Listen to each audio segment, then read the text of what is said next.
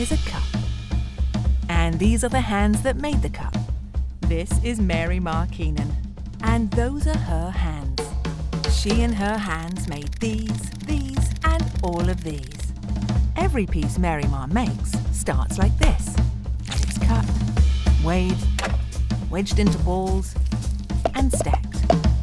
It's then shaped, cut, and covered in plastic. Then back to the wheel to be trimmed and altered.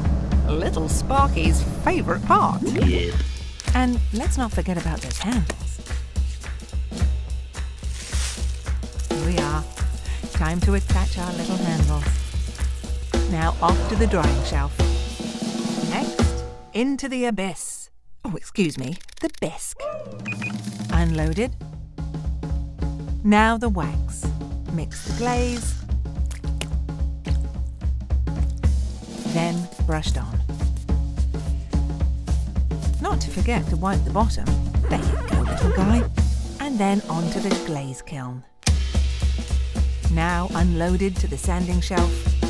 And a final clean.